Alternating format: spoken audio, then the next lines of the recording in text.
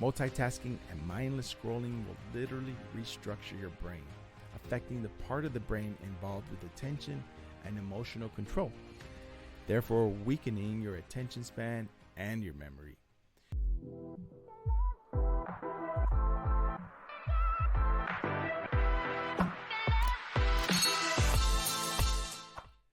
Welcome to the Road to Kingdom podcast, a place for men who seek to live with purpose and leave a legacy. I'm Daniel, your guide on life's journey. In today's episode, we're diving into a powerful tool God has given us to live a life of purpose, power, and fulfillment. And that tool is focus. Where your focus goes, energy flows. What does that mean, and how can mastering focus transform your life? Well, today, we are going to break it down.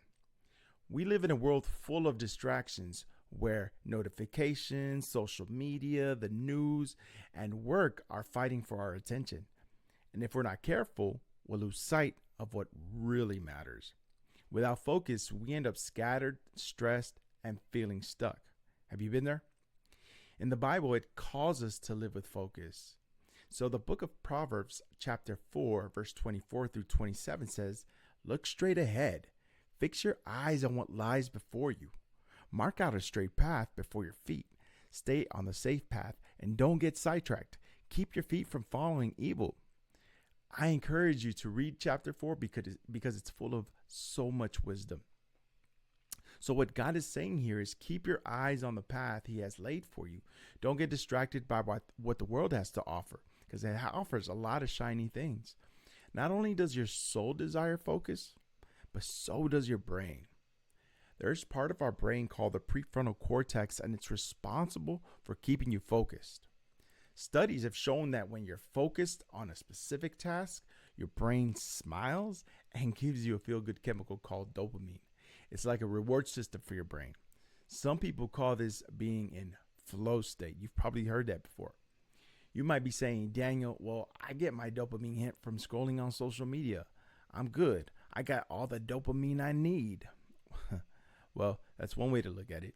But did you know that the short-term dopamine hits that you're getting from those mindless scrolling on social media are the same hits that you get when you're gambling? That's crazy. When gambling or scrolling on social media, the brain is excited to receive new information and rewards, and it becomes so hooked by the excitement of not knowing what it's going to get that it keeps coming for more. There's actually a book on this topic called Hooked by Nir Eyal. Check it out when you get a chance. Social media engineers intentionally designed it this way so that to have unpredictability factor. It's the randomness that makes it so addicting, creating a loop that is difficult to escape. So yes, you can get a feel-good feeling from mindless distractions or from being totally focused. You can. But did you know that dopamine from being focused and dopamine from being on social media are not created equal? In fact, dopamine from social media causes dopamine desensitization, which means that eventually your brain stops feeling this feel-good feeling, and it also begins to ask for more. Your brain begins to ask for more social media, more engaging content to keep up with the excitement. As a result, your joy is stolen by making everyday activities feel boring and less rewarding. This is starting to sound like a drug. Ask me how I know. All that to say is this: multitasking and mindless scrolling will literally restructure your brain, affecting the part of the brain involved with attention and emotional control, therefore weakening your attention span and your memory. It also causes stress and mental tiredness and decreased creativity. So there's that. When we focus, we eliminate the noise and give our minds the ability to dive deep into the things that matter. Focus sharpens our minds and transforms everything that we do. So, okay, we know the problem, distractions, but we also know the solution, focus. Now, I know it's easier said than done. Believe me, I struggle with it sometimes. It's not easy. So how do we actually improve our focus and stay locked in on what God has called us to do? Well, Here's the plan, and I'm going to guide you through it step by step.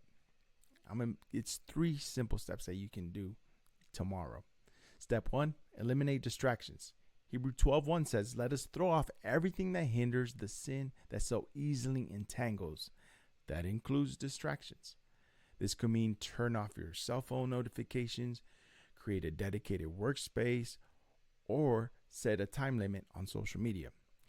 Find what's pulling you away from being focused and remove it. Step 2, set clear, driven goals and create a plan. Proverbs 21:5 says, "The plans of the diligent certainly lead to the advantage, but everyone who is in a hurry certainly comes to poverty." When your goals are clear and you have a plan, it's easier to focus on what matters.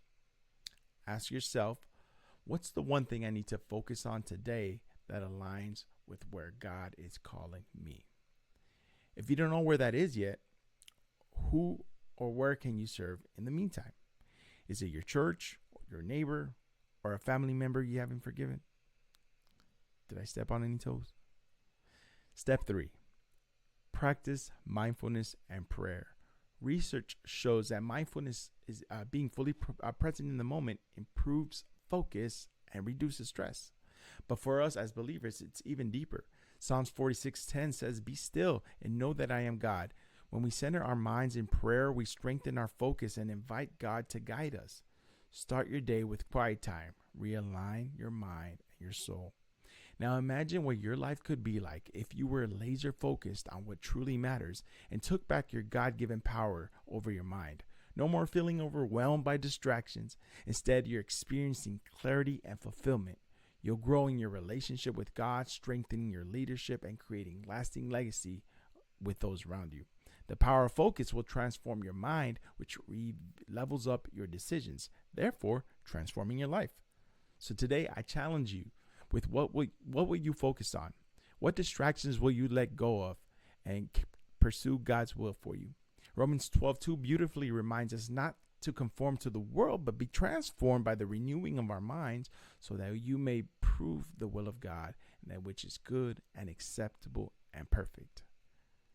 Well, thank you for joining me today. If you found this video helpful, make sure to hit the like button and subscribe for more content on living a life of purpose. If you have a topic suggestion, a question on your journey, please write it on the comments. I might create a podcast just for you. Remember, where your focus goes, your life flows.